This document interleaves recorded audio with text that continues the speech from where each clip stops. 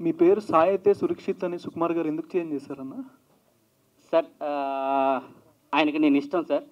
మీరు ఈ మధ్య ఒకటి చూసి ఉండొచ్చు సార్, ఒక 1.5 year బ్యాక్ ఆయనకు నేను పిచ్చ వీరాభిమాని సార్. మీకు ఇంకొకటి మీకు మీ మీడియా కాబట్టి మీకు అందరికి తెలిసి ఉండొచ్చు, ఒక 2.5 acre ఆయన ఇమేజ్ ఫార్మింగ్ చేశానండి. గుర్తుందా సార్? ఒక 1.5 year బ్యాక్ అది నేనే చేశానండి. ఓకే. ఎందుకంటే ఫస్ట్ ఆఫ్ ఆల్ నేను రైతునండి. ఓకే.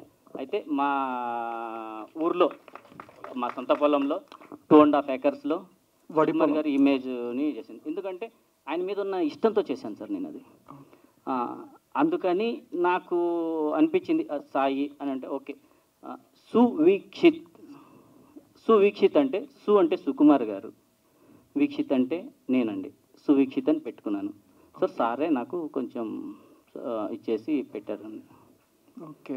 ఈ సినిమాకి మీరే ఎందుకు హీరోగా చేశారు? అది డైరెక్టర్ గారిని అడగాలి సార్.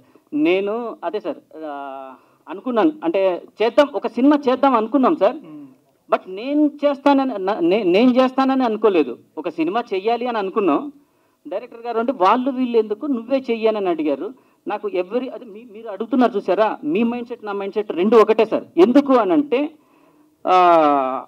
నేను అనుకునేవాడిని ఎలాగా అంటే అరే నన్నేంట్రా హీరో పెట్టి తీస్తున్నారు, నేను సినిమా చేద్దాం బడ్జెట్ పెట్టి అని అనుకున్నాను. కానీ హీరోగా నేనే చెయ్యండి అని డైరెక్టర్ గారు నన్ను ఎలా సెలెక్ట్ చేశారంటే, ఈ కథకు నువ్వే యాక్ట్ అవుతావు, చూసుకో చేద్దాం ఒక్కసారి అని అంటే, అప్పుడు నాకు అనిపించిందండి. నేను ఎవ్రీడే వెళ్ళేటప్పుడు అరే నీ మొఖానికి నువ్వేంట్రా హీరో, నీ మొఖానికి నువ్వేంట్రా అని చెప్పి ఎవ్రీ డే నేను అద్దంలో చూసుకొని షూట్కి వెళ్ళేవాడిని.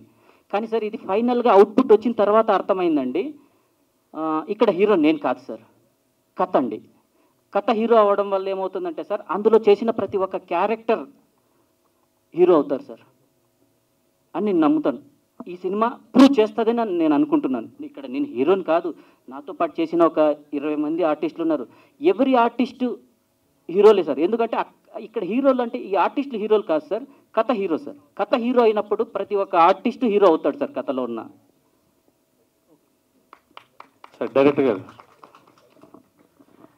90s మీద చాలా